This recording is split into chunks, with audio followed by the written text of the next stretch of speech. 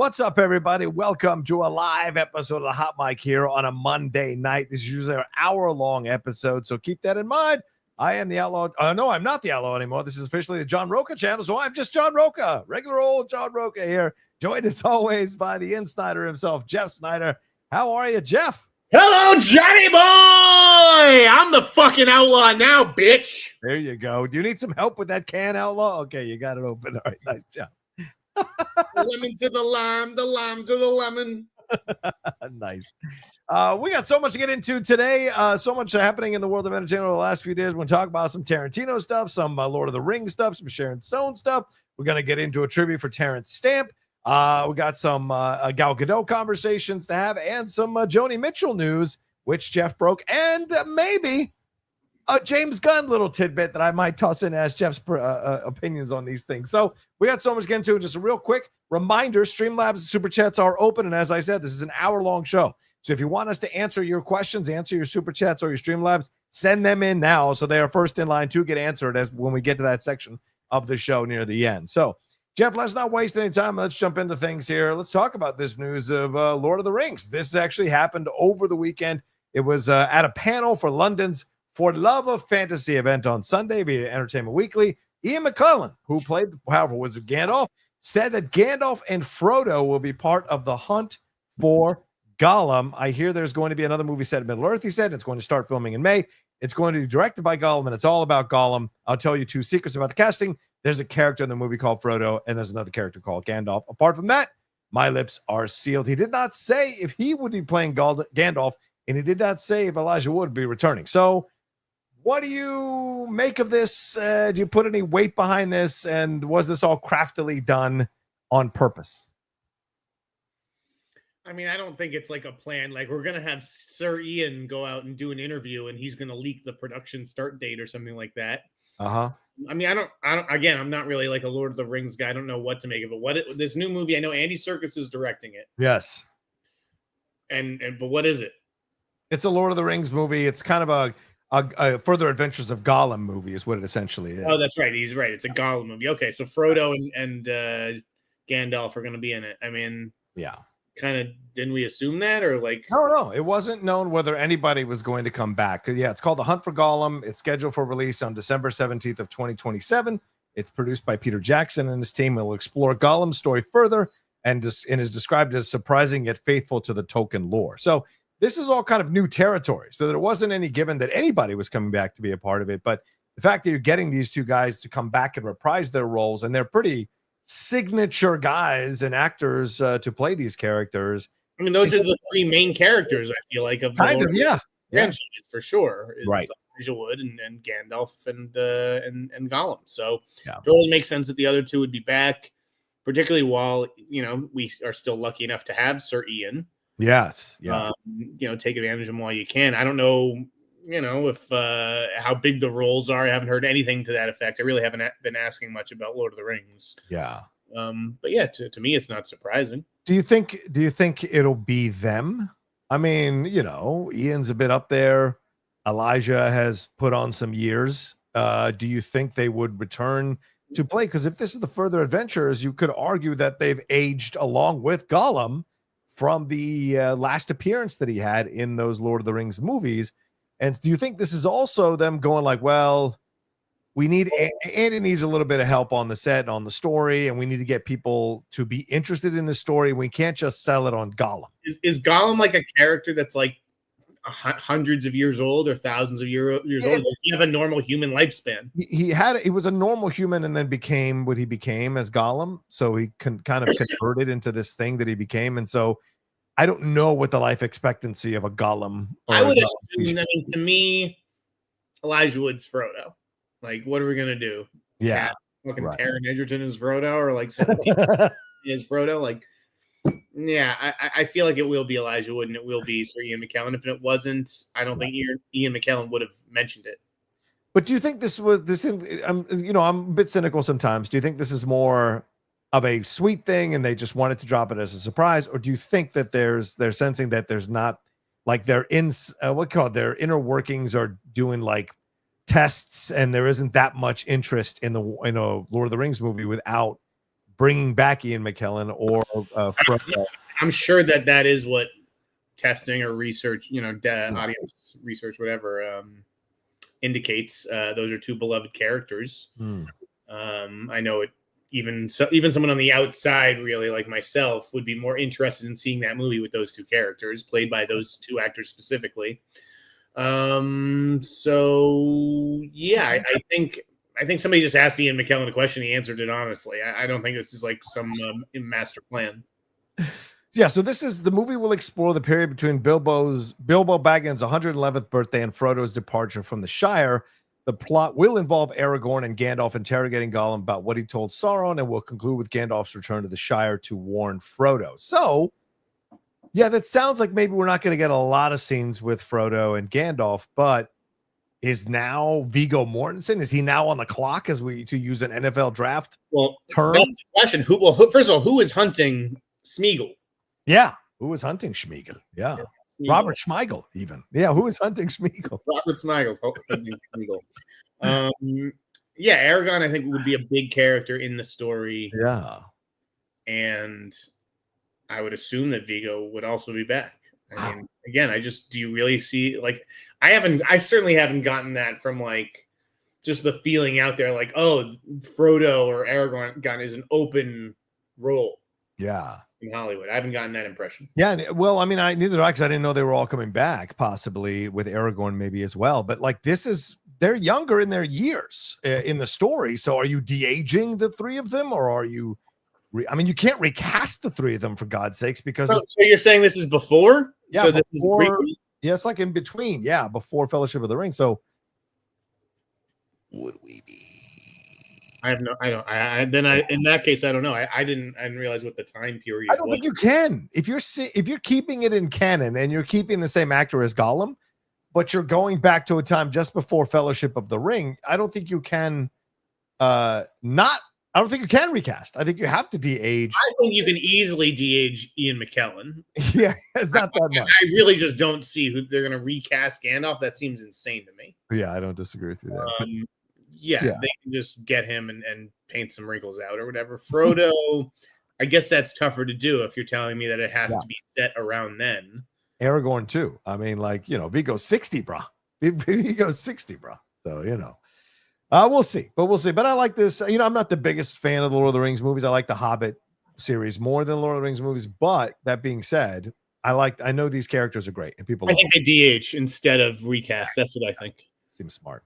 Well, let's move into some politically fraught conversation here, Jeff. Gal Gadot was in an interview here with Israeli television talking about what happened with Snow White. She said, I really enjoyed filming that movie. I really had fun, even working alongside Rachel Zegler. We laughed and we talked, and we laughed and we talked, and we had fun. I was positive the movie was going to be a huge hit. And then October 7th happened, and what happened all over in different industries, not just Hollywood. There was a lot of pressure put on celebrities, actors, creators to post against Israel. And it happened. I can always explain and try to give people in the world context about the situation and the reality in Israel, and I always do that. But at the end, people make up their own minds, and I was disappointed that the movie was incredibly affected by all of that, and that it didn't do well at the box office, but it is what it is. You win some, you lose some. Now, a lot of people, Jeff, accused her of blaming her political stance and the troubles of what happened on October 7th for the film bombing. So she had to clarify on Instagram earlier today and said, I was honored to join an extraordinary interview with inspiring interviewers, but sometimes we respond to questions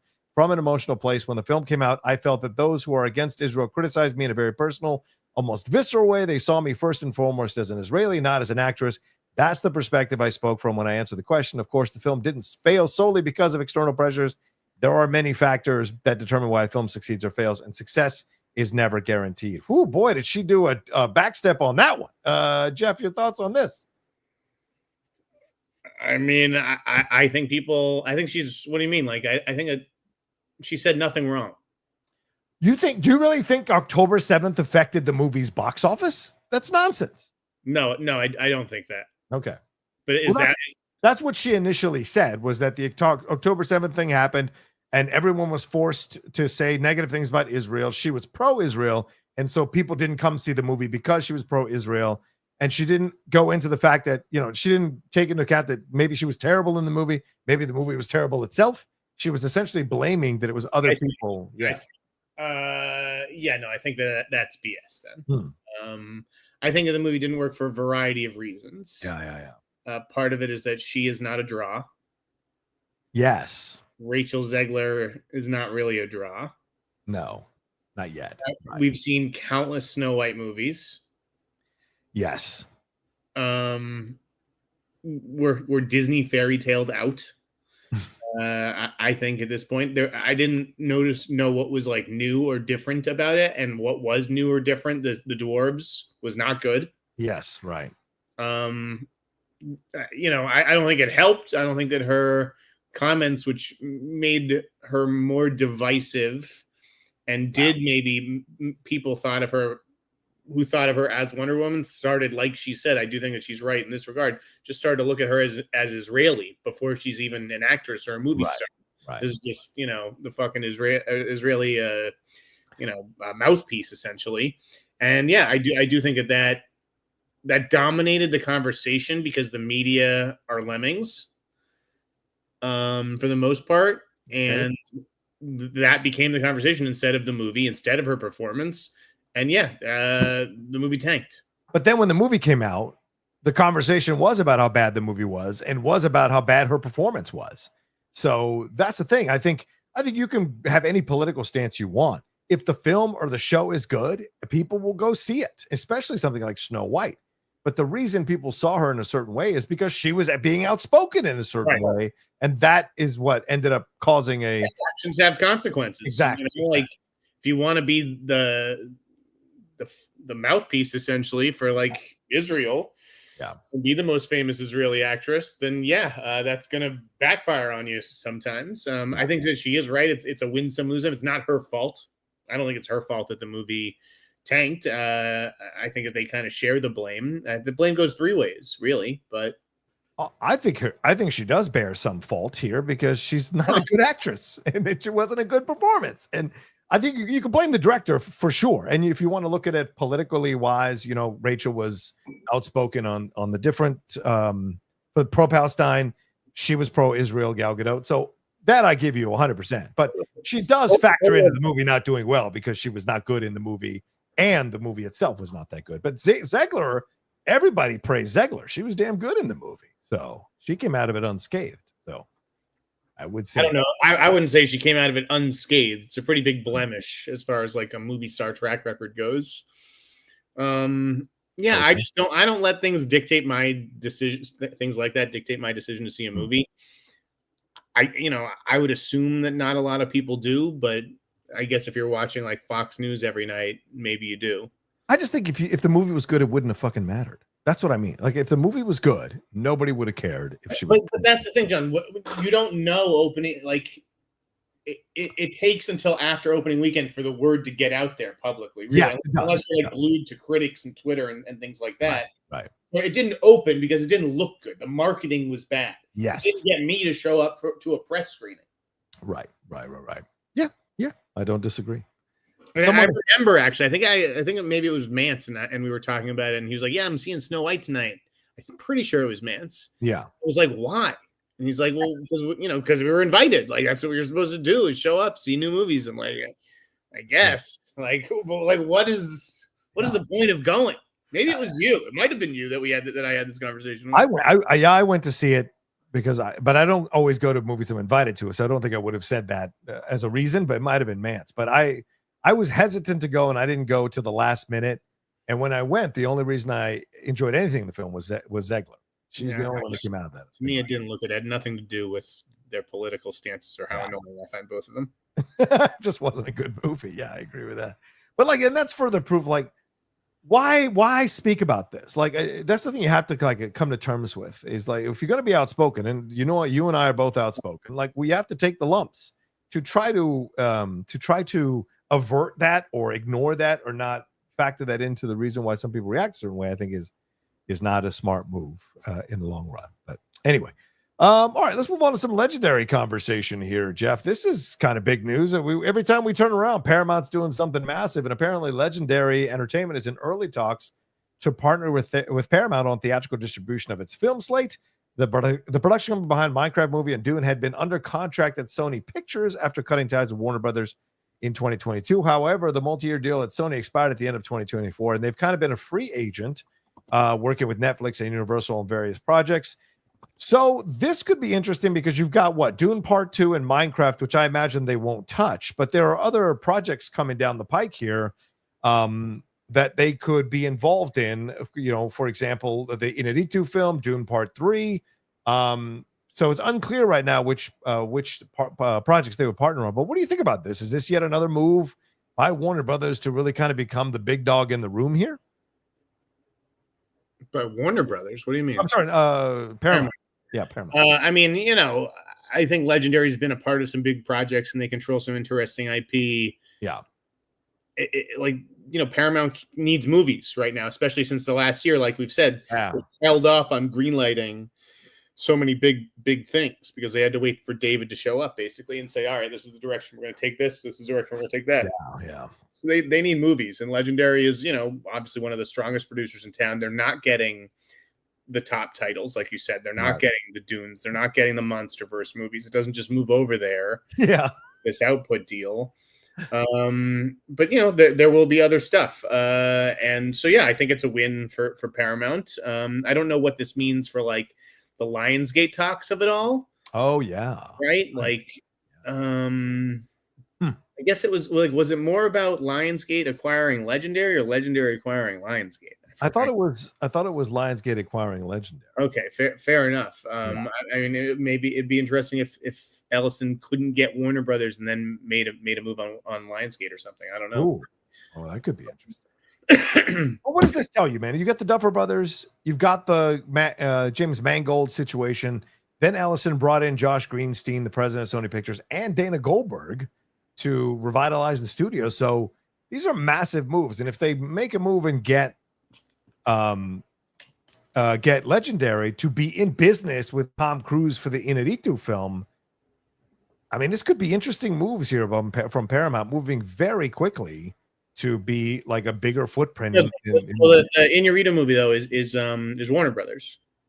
Yeah, but no, Legendary will release an untitled. But didn't they move that over? Like they didn't give them the is it fully there that they're going to partner with them? It's at Warner's. Those are those are the carve outs. Okay. So that's definitely a Warner Brothers title. Okay. All right.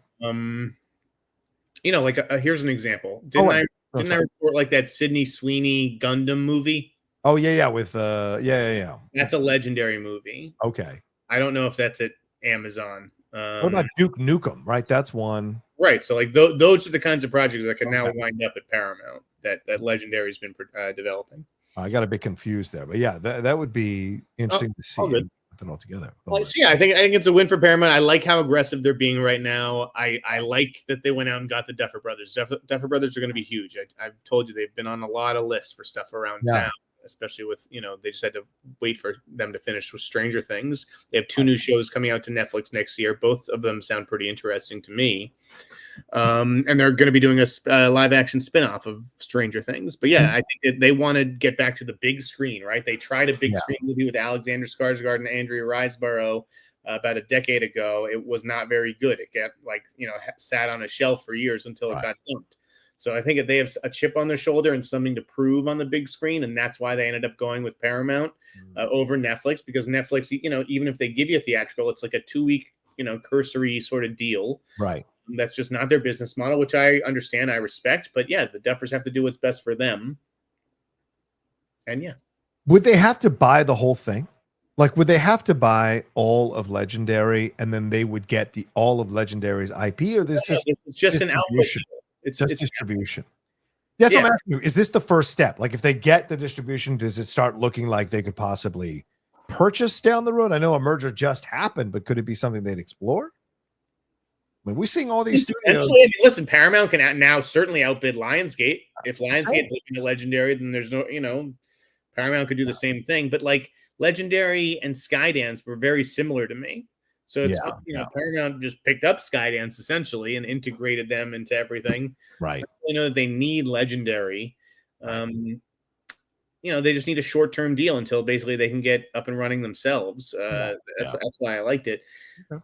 Like, Legendary has that Animal Crossing movie. That's another carve out from the deal. That was going to be Joni originally. And then like Sony's deal with Legendary yielded like nothing. I don't know what it yielded. And so Legendary just moved over to Warner Brothers. It was a better fit anyways. Yeah. All right, we'll see what happens. But Paramount keeps stomping around the yard now, man. Everybody better get ready. For sure. They have money now. Again, the last few years, they've been the low studio on the totem pole because they've been hamstrung and operating with one hand tied by their back. Now they have a guy who's flush with cash and looking to spend. It must suck to have been an executive and high ranking over there at Paramount and navigating the last few years, trying to make it work. And then you get kicked out once they get money. Like, you're just waiting for them to come in and chop heads. Yeah. Sucks. But they all got paid handsomely, I'm sure. Yeah, they're a golden parachute. Let's move on to this real quick. James Gunn was being interviewed about the upcoming Superman film, and he's now saying, this was with Collider. I think Christina Radish did this interview. He said, we're scheduling it now. I'm totally done with the treatment. My treatments are incredibly intense. My treatments are incredibly intense. They're not regular treatments. They're 60-page treatments with dialogue and everything. And so now I'm just turning that into a script. We're planning out when we're going to shoot that. It's going to be much sooner rather than later. So now we're up to 60-page treatments, Jeff. What is happening here? Hey, when you're the head of the studio, you get to make your own rules. I guess so. I just love how Trumpian he's like, it's better than anything. It's the best treatments. These are unusual treatments. It's right. Hilarious. These aren't normal treatments. These are 60-page in-depth treatments. There's dialogue. We got everything. I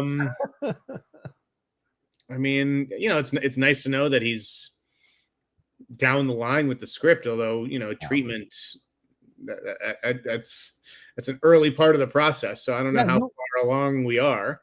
That's you explained that the other day on the show, like treatment, outline, and then you get the screenplay. So, but it seems to me like he's jumping a few steps that the treatment's going to go right to screenplay. And then there we go. The fact that they're looking to schedule it already, it seems odd considering is the script really done? And is he bullshitting us? Like, does he already have the script done and he's just saying things now? And again, he can move stuff forward while he's still writing the script and working it out because everything's in his head.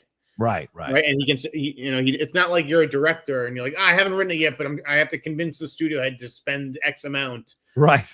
He's like, well, I'm the studio head. Yeah. Yeah, I'm convinced. We can go ahead and start pre-production. And I've got, 6 months before an actor has to deliver a line. Yeah. I think it's a fascinating situation the way it's all going, and he's handing the information out piecemeal. But I think it's some of the comments there are really fun to focus on. So, all right, anything more on James Gunn or DC? Have you got anything, Jeff? I've got a little something. You got okay? Was that the James Gunn thing you wanted to mention? That was the little thing. Yes, a 60-page treatment to me is just madness. I've never heard of such a thing. Oh, no, I've got way better stuff. Oh, please bring it on. What do you got? All right. So last weekend or last week or whenever, there was a junket. Yes. For a movie called Caught Stealing. Yeah, with Austin Butler, right? From Darren Aronofsky. Yeah.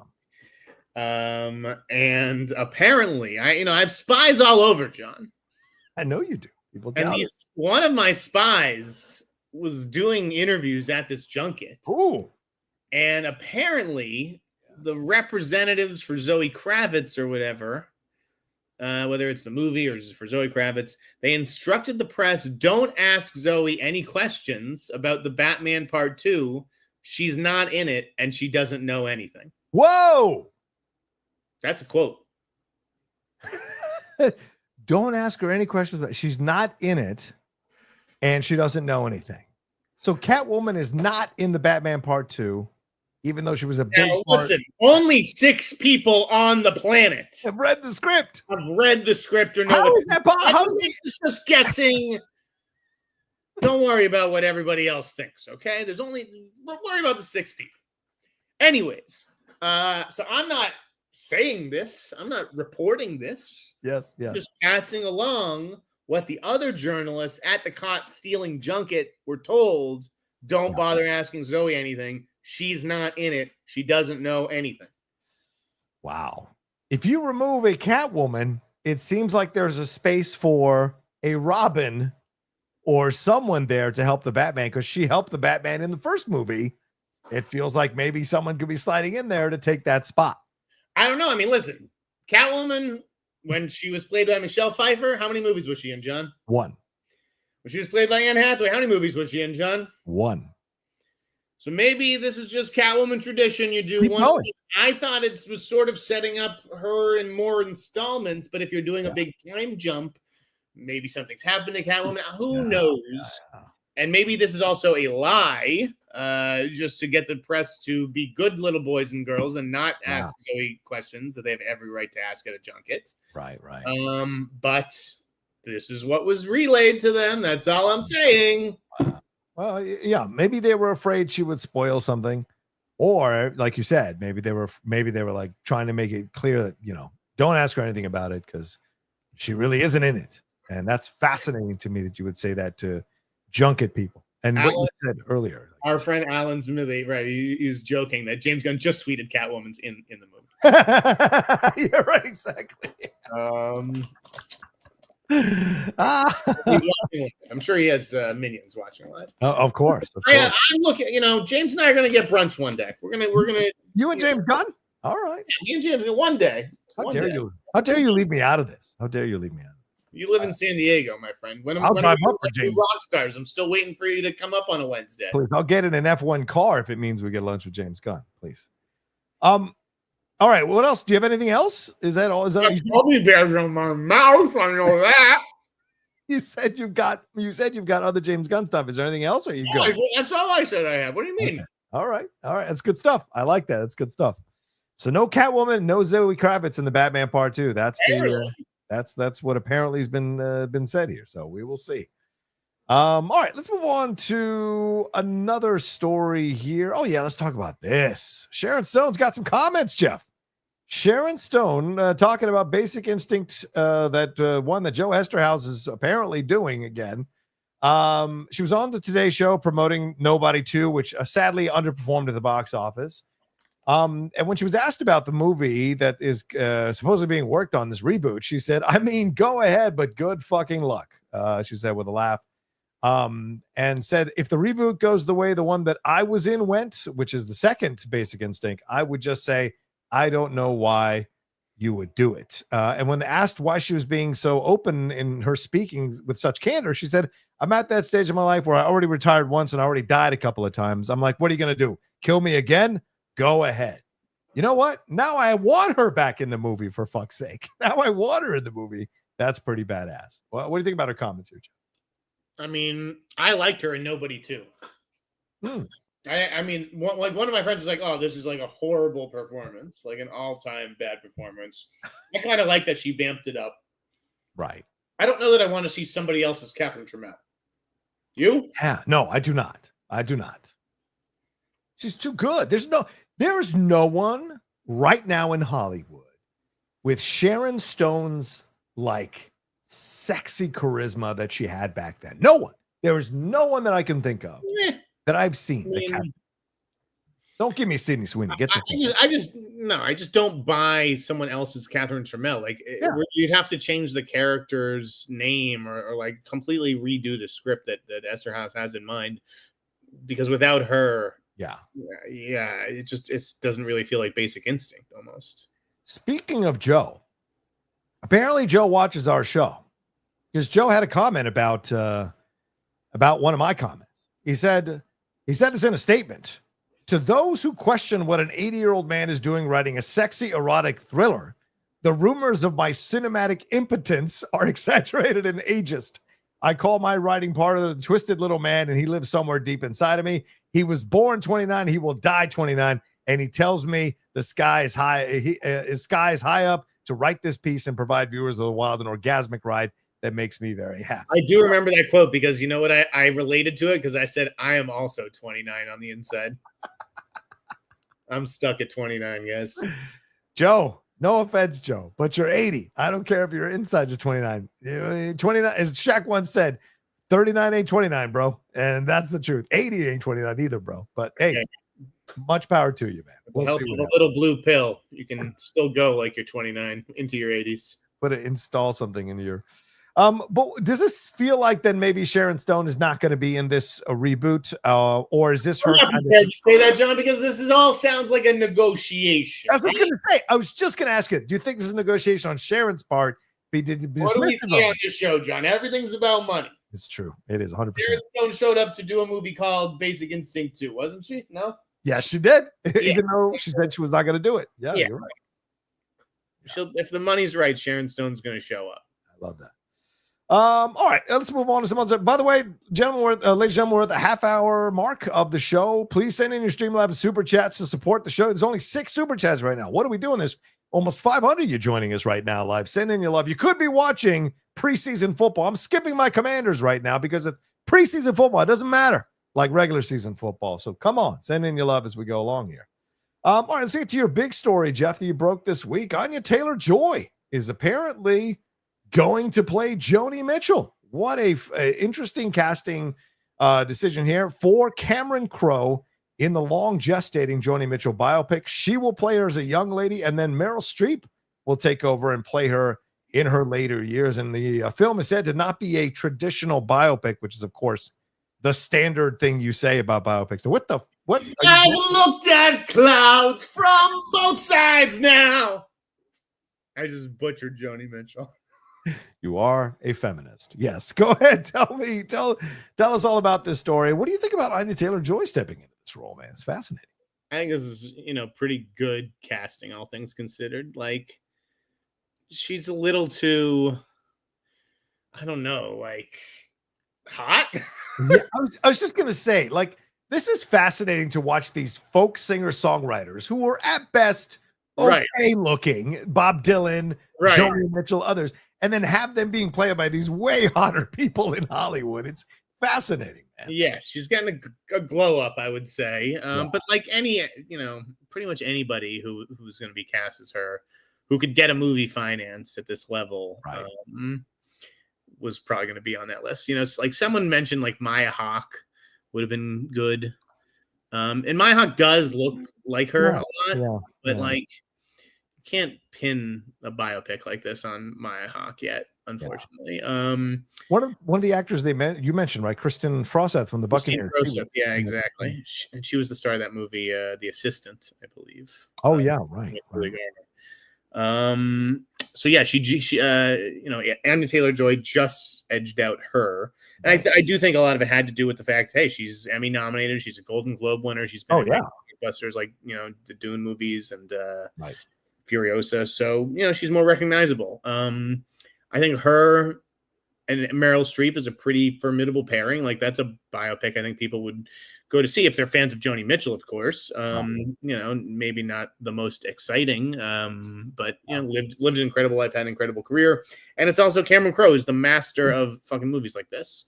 And I'm just excited to see him get back behind the camera. He hasn't directed anything since fucking Aloha in 2015, bro. Yeah, because he was on a run of terrible movies. I think he might have lost his fastball, Jeff. This concerns me. There's a lot of guys out there who've lost their fastball. They still let him hold a camera. And this is still Cameron Crowe we're talking about. So it's, kind of like Spike Lee. I had someone call this morning and just reamed out the Spike Lee movie for like 20 minutes. They were like, this is the biggest piece of shit I've seen all year. Oh, please. And I haven't seen it yet. I'm just going to wait for Apple TV because I had 2 opportunities to see it this weekend. I saw different movies both times. But, to me, Spike Lee is someone who's lost their fastball. But they still, we still let Spike Lee direct movies. And Cameron Crowe deserved to be making movies. I don't care how many times he struck out. Cameron Crowe hasn't made anything like Black Klansman, for God's sakes. Like, it'd be different if he can't, we got nominated, won an Oscar for something. Like, his films have not been great. And Hollywood is littered with those directors who had a nice run and then fell off the map. Walter Hill, John McTiernan. Like, there's so many great directors. Yeah, but this guy's an freak, Yeah, I don't know. Cameron Crowe, this is right in his wheelhouse. He's close with Joni Mitchell himself. So is Meryl Streep. This is a story that's really important to both of them. I don't expect it to be a big blockbuster necessarily. Right. It feels like it could be an awards contender. And I think Anya Taylor-Joy wants to be taken seriously as an actress. She's doing stuff like The Gorge and this movie called Sacrifice that's going to be a tiff with Chris Evans that I almost assure you will not be good. So, I think this is a good call for her. Go work with an acclaimed director. Right. Go work with Meryl Streep. Try to learn something. And she gets to sing like she did in One Night in Soho. She sang that Petula Clark cover Downtown. I don't know. I like it, especially after I'd heard for as long as I had, like many months, that it was probably going to be Christine. Oh yeah, wow. Okay, yeah. I like the Anya Taylor. I mean, I've been a fan of hers since Queen's Gambit, so anything she's in, I'm a big fan of. And Furiosa, I don't know how that underperformed. It was such a good movie. All right, let's move on to a couple of things, and we'll get on out, and we'll get some questions. Get on out of here. Weapons. The box office did really well this week, Jeff. What is? I know you don't like talking about box office. I don't want to just send you on a rant, but this is a horror movie. It is doing really well. Word of mouth and all of that is pushing this thing around. It destroyed Nobody 2. It beat Freakier Friday again. It only dropped 44%. And it's set to hit the $100 million mark this week and could get to 150 million. So what do you think about this box office result for Weapons on a second weekend? It's fine. You know, it's to be expected. It's a 50% hold. It wasn't like as good as the Sinners hold, but it wasn't as bad as some of these comic book movie holds. Right. It wasn't a 60% drop. You know, the movie overperformed weekend one, and you know, this is a good, not great hold for weekend two. I think this movie's still going to do way better than anybody initially expected. And it's a hit. You know, people like it, and it's spawning, you know, like on Gladys is kind of becoming like a meme. Yeah. They're developing a prequel with her, and Amy Madigan's being profiled in the New York Times. That's crazy. She's being interviewed. I do think. Yeah. Someone posted something like, well, we're going to talk about Aunt Gladys in the same breath as Annie Wilkes from Misery or The Joker. And I'm like, slow down. No. She's not in the movie that much. Definitely not. But she's certainly one of the better, new, fresher villains of the last 2 years, for sure. 100%. What movie do you associate Amy Madigan with? I'm curious. Field of Dreams, always. Field of Dreams, always. Field of Dreams. Yeah. See, I'm not a Field of Dreams guy. Yeah. It's too much. To me, I realized like, oh, this is fucking Uncle Buck's. Love it. Yes. What was her name? Shanice or something? I forget. Yes, I think it was. Yes. Yeah. Oh, I love that movie, man. Yeah, she calls him out. That movie and Laurie Metcalf, like those two battling over Buck, is just fantastic in the film. But yeah, but a lot of people also think about, was it Jackson Pollock? Wasn't she in Jackson Pollock as well? Did they try to remake Uncle Buck? I mean, have they? I heard for years there were rumors about it with I think Cedric or going the black route like they did with what was one of the ones that they redid with using a black actor? Oh yeah, they just did the babysitter or whatever. I would go see JB Smoove and Uncle Buck. That's a movie I would go see. I love JB Smoove. There was a sitcom. Someone saying there was a sitcom. But yeah, that was one of those. John Hughes did that, right? Yeah, I think. Yeah, John Hughes did Uncle Buck. Yes, 100%. Yeah. Great movie. Yeah. Do people think of Gone Baby Gone with her? Do you think of her for Gone Baby Gone? I don't, but I know obviously she's in the movie. Yeah. It's absolutely Field of Dreams. Yeah, and she was in Pollock. I thought she was in Pollock. All right, let's talk about Quentin, bro. Yeah, let's do it. Quentin Tarantino had some comments on one of his on a podcast here, the Church of Tarantino Podcast. I mean, that's how you get Tarantino to be on your podcast. You call your podcast the Church of Tarantino. Yeah, exactly. Good call by those guys. Yeah. He was talking about his movies, and he said, this is a quote, "Once Upon a Time in Hollywood is his favorite movie, but Inglourious Basterds is his best. But I think Kill Bill is the ultimate Quentin movie," he said. Like, nobody else could have made it. Nobody else could have made it. Every aspect about it is so particularly ripped, like with the tentacles and bloody tissues from the imagination of my id and my loves and my passion, my obsession. So I think Kill Bill is the movie I was born to make. I think Inglourious Basterds is my masterpiece, but Once Upon a Time in Hollywood is my favorite. So what do you think about these comments, Jeff? Do you agree with Quentin Tarantino about his own movies? No. No. But like, what do you expect? Listen, an artist is too close to the work to judge it for him or herself. Fair right? point. That is why there are critics. Yes, true. So, like, I mean, he's entitled to his opinions, just like we are. Of course, he have a favorite and what he thinks is best and what is his masterpiece. Yeah. But yeah, I disagreed with what he said. Okay, so what are the three things? And we're not going to do FMK. What are the three things with he said? He said, Once Upon a Time was his favorite, Inglourious Basterds is his best, but Kill Bill is his ultimate Quentin movie. So, what is your favorite Quentin Tarantino movie? What do you think is actually his best movie? And what do you think is the ultimate Quentin movie? Would you say? I do kind of agree that Kill Bill may be the movie that he was born to make. 100%. Yes. Yeah, I think that may be accurate. The full one. His best movie. Yeah. I mean, you can make an argument for Bastards. Sure. But I don't know that I'd call it his best. Okay. It's hard to say. I mean, I think objectively, you kind of have to say it's Pulp Fiction, right? I feel like Pulp Fiction is his best movie. Yes. Yeah. Like hands down. And it doesn't have to be your favorite, but it's probably the best. But directors are like this. They never look at, my first movies are my greatest. They see all the mistakes that they made. Exactly. They always want to think the next one is their greatest one, right? It's no surprise he chose two of his most recent ones in Bastards and Once Upon a Time in Hollywood. I'm really surprised he didn't mention Hateful Eight, but he did say with Hateful Eight and Once Upon a Time, he thinks Inglourious Basterds is his best script and that Hateful Eight and Once Upon a Time in Hollywood are right behind. I agree with him on that. I think Hateful Eight is the best written film he's ever written, in my opinion. But I do agree that Kill Bill is the quintessential Quentin Tarantino. That's my favorite film, period, bar none, of all his films, with Reservoir just right below it. So I'm looking at the movies of the 2000s book right directly in front of my eyes, and just Kill Bill is on the spine of the book.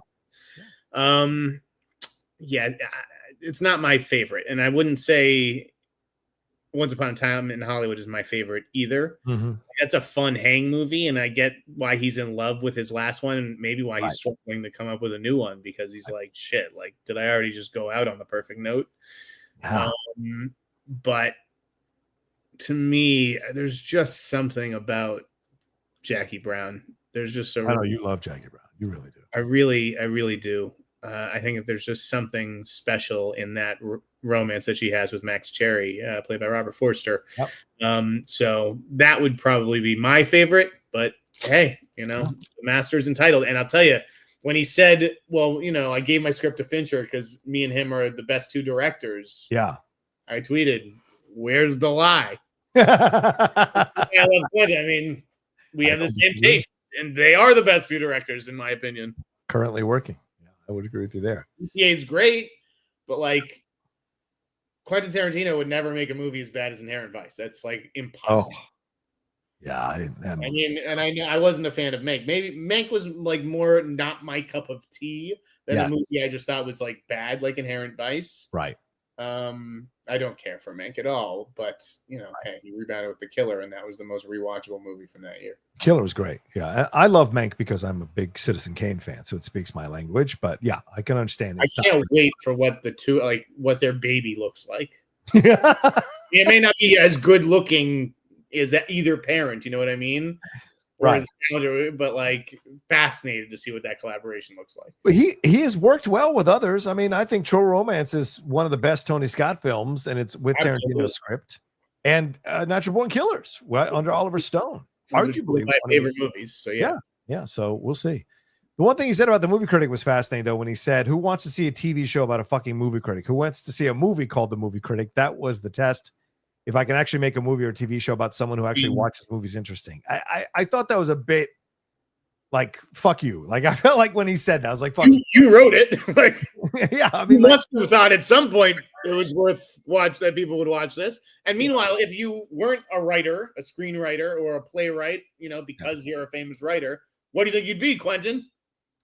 Yeah, that's the thing. Like, he was already you were a fucking video store clerk madman. You are absolutely already. You were basically a critic already. Is a critic basically? Yeah, you just right now with his podcast and the write-ups for New Bev, like actively writes reviews. Yeah. So and that just because he does something or you and I do something, it doesn't make it movie worthy necessarily. Right. I understand where he's coming from on that front, but yeah. They were weird quotes and like strangely aggressive, because it's like there's no reason he couldn't return to that one day.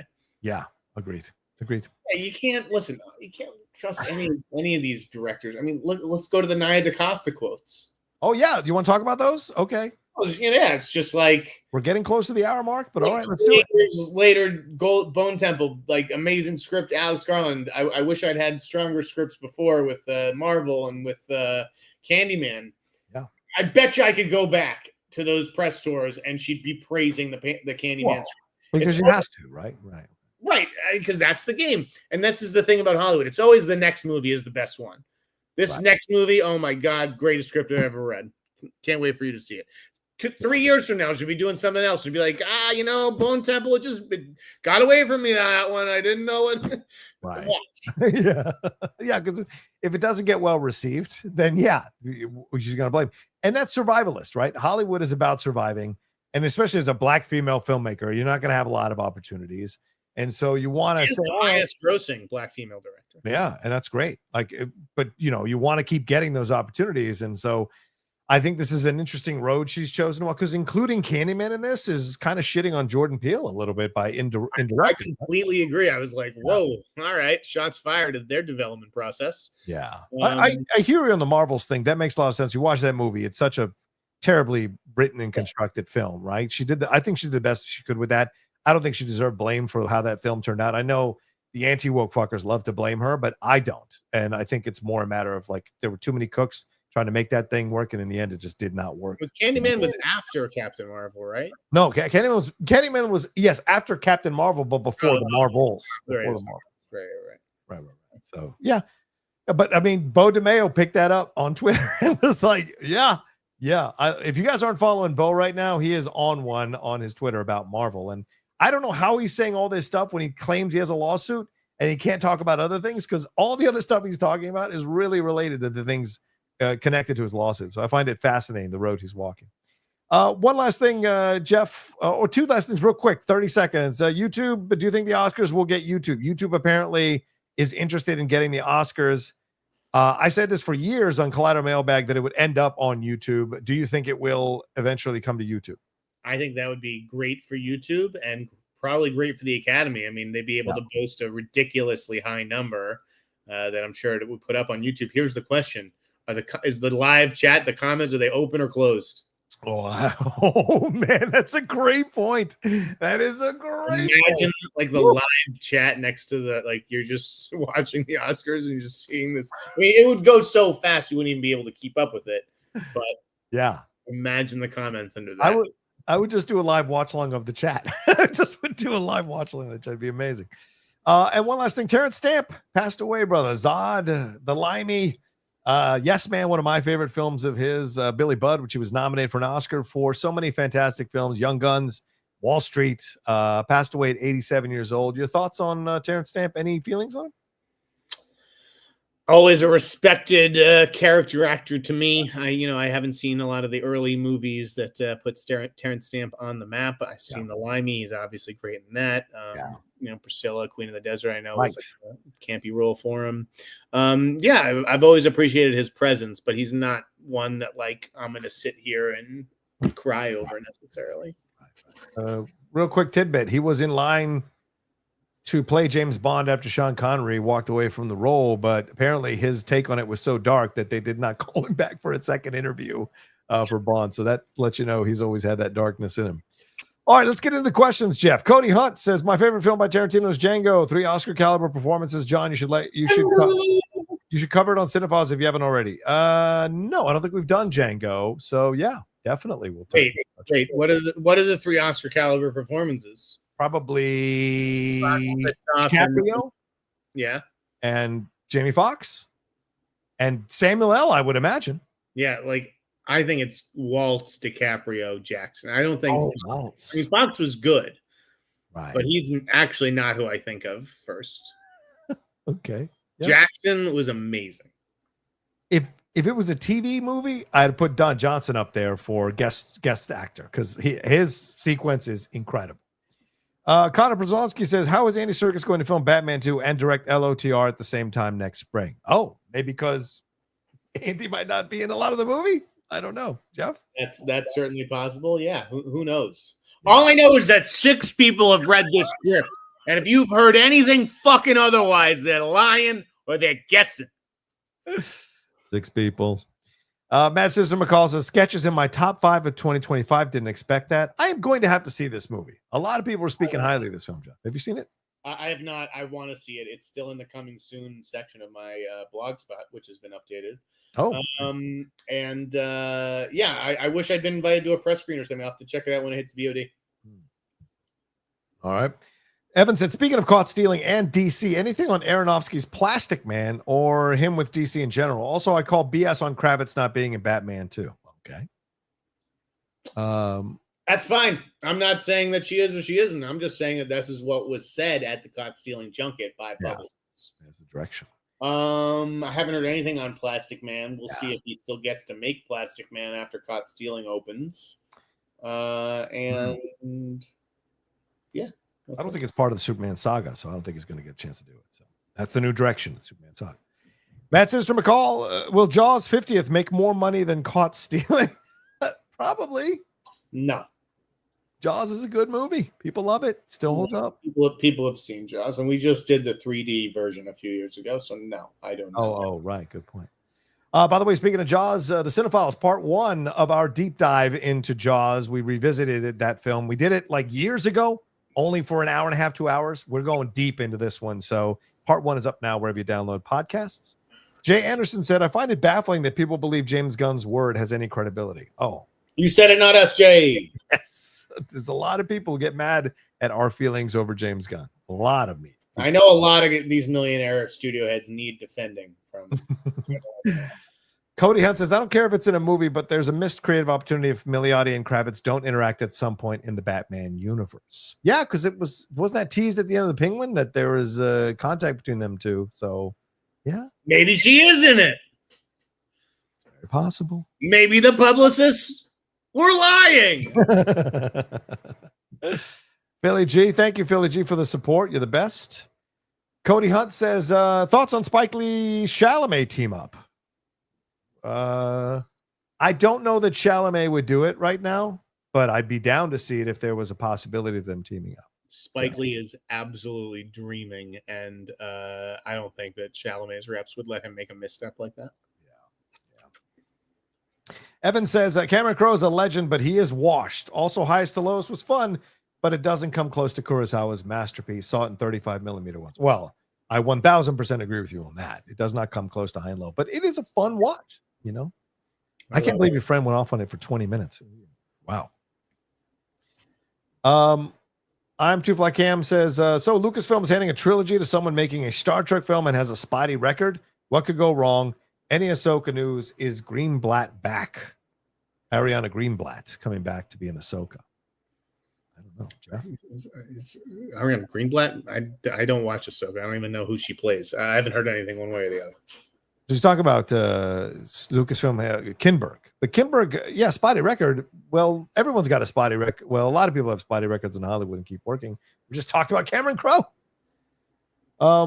Alan Smith says, hey guys, director Carl Rinch was in a state of psychosis at the time of alleged Netflix fraud. Defense argues, what's the story with this guy? Has psychosis ever driven either of you to waste money? Yeah, I was in a state of psychosis when I bought a ticket for 47 Ronin. But oh man, that film. Yikes. What is up with this guy? I think he's a criminal. I think he's a fraud who took a lot of money from Netflix and spent it on luxury mattresses. Yeah. And he deserves what he's going to get, which is jail time. Yeah, probably. Cody Hunt says, thoughts on Regina and Anna returning for a scary movie? Oh, I love it. I think it's great. Jeff? Bad move. What? Why? First of all, if you bring them back as a cameo and pay, homage to the first movie or whatever, but you got to move on. Like this is nonsense. That we're just like, I don't know if they're going to be the leads or not. They could very well be cameos, but you don't lead your casting announcements with the two of them. I don't think. Fair point. Evan says Quentin's best is either Jackie Brown or Once Upon a Time in Hollywood. I would take Jackie over Once Upon a Time. Although that ending, I hate that ending. Everything up to the ending is fucking fantastic. What ending? And Jackie Brown? No, Once Upon a Time in Hollywood. Okay. Yeah. Calm down. Dirty Mother Towson says, really looking forward to TIFF this year. Jeff, what TIFF movies are you looking forward to the most this year? Hoping I can get tickets for Hamnet. I still don't know that I'm going to go. Oh, yeah. You haven't gotten the I got in. I got accepted. I just don't know. and I want to spend the money to go. It's a pretty penny. It's not cheap. But yeah, like what movies am I looking forward to? If you do go, I'll tell you, I like what the fuck is there? Some Bad Ideas or whatever, that comedy duo. Oh yeah. Corey Barker has a horror movie in the midnight section. Okay. It seems way too long based on the running time, but I am curious what that dude cooks up, even though I didn't like Milk and Cereal or whatever, that short film that got on earlier this year. Alan Smithy says he should have made The Critic in The Critic a serial killer who writes film criticism by day and stalks his favorite film actors and directors by night. Hey, not a bad idea. Not a bad idea. I have an idea, Alan, for a movie where a filmmaker goes after critics who have given him bad reviews. He kills them at Sundance one by one. Oh, my God. One night in Sundance. Matt said, I heard anything on Lurker. Is Relay worth seeing? Yeah, Relay. A lot screenings are starting to have for Relay, Jeff. Relay? Sorry. Relay. I called it Relay. Relay's terrific. The same caller who bitched about Highest to Lowest for 20 minutes was a big fan of Relay and thanked me for that recommendation. You guys absolutely go see Relay. It's just a terrifically cackling, well-written thriller. Lurker is going to be the next thriller that I'm going to hopefully be using those same words on. And I think I'm going to see it Thursday night. I can't wait. I just got the screener for Eeny Meeny, so I want to see if that's good. Oh, okay. Yeah, I'm just going to take a look at it and see if it's any good. Oh, and we started Task last night. Under embargo. Careful. That's all I'm going to say. Fuck. That's all I'm going to say. Wayne Edwards says the Cinephiles did do Django, one of your best. See, we've done so many movies, I forget. I need to get a list done. Thank you, Wayne. I appreciate it. Great to see you, brother. Thanks for reminding me. Evan says, Chris, and thanks for the compliment. Evan, Chris Tucker's scene in Jackie Brown is fucking funny. Yes, agreed. Get in the trunk. Get in the trunk. That shit was fucking hilarious. All right, let's move over to Streamlabs here. Fredtastic314 says, hey, Hot Mike, showing some love for my dudes. Thank you, Fred. Question: of all the movies you've seen so far in 2025, what's your favorite movie line you've heard and from where? Mine is, if you put an AI in a human brain, it's not going to ride shotgun. That's good. Jeff, do you have a favorite line from a movie in 2025? Do you have AIDS? What movie is that in? Weapons. Oh, right. Oh, Jesus, right. I forgot. I think mine would be what Haley Steinfeld says to one of the brothers there when she's talking about you put it in me and then blah blah blah. Like that was I was like shocked in my seat. Otis Glasgow says, hi, do you happen to know anything about Joe Cohen's next solo film with Josh O'Connor? The streets are saying it's been scrapped mid-production. Yeah, Jeff, the rumors are the Coen brothers are getting back together. What do you hear about this? The rumors are that Cohen started filming a movie with Josh O'Connor and they pulled the plug halfway through. That's what he's saying, that the street said it's been pulled in mid-production. I don't know I think he's maybe just misreading Jordan's report from earlier today. Yeah. I don't know that it ever actually went before cameras. It seems like we would have heard about the rest of the cast if that was the case. Here's what Jordan says. The film had its production stalled in Scotland. I'm told that is not true. And in fact, he's actually just started shooting. That's what his latest update on this was on his. So the movie's not canceled. Right. I got tipped this morning about how Joel's Jack of Spades starring Josh O'Connor, which was supposed to shoot this summer, had its production stalled in Scotland. I'm told that it's not true. In fact, he's actually just started shooting. So that is happening. Okay, yeah, there you go. Well then, false alarm. Much ado about nothing. Question answered. Glasgow. I have no interest in seeing that Honey Don't movie though. Yeah, no, we've talked about it. No interest. Nolan, and it's got nothing to do with it being women or lesbian or anything like that. It's just the film, the style of the film looks annoying as fuck. Nolan De Palma says, glad to watch live for the first time. Thank you. And support two of the best in the business. Oh, well, I'm in Snyder's wake. I can do 10 more minutes, by the way. Okay. What are some of you guys' favorite movie-related items that you own? Mine is my Halloween Blu-ray box set and my Boogie Nights Mondo poster. Keep up the amazing work, guys. Yeah, Mondo doesn't do posters like they used to before, right? I mean, it's a shame. You're right. Yeah. By the way, I have a ton of posters I'm trying to get rid of. So if there are any serious collectors in the area, because I'm not going to ship these things, they're all framed. Oh, wow. Unless it's like, I got a few that are not framed. Why don't you put that up on your Twitter and pin that post and then have pictures of each of them and the prices? I think people would get it. What's your favorite movie-related item that you own? Good question. It's not my favorite, but I'll tell you what I still have, and I don't think I'll give up for anything, which is a Brokeback Mountain jacket. Wow. It's a corduroy jacket. I don't know.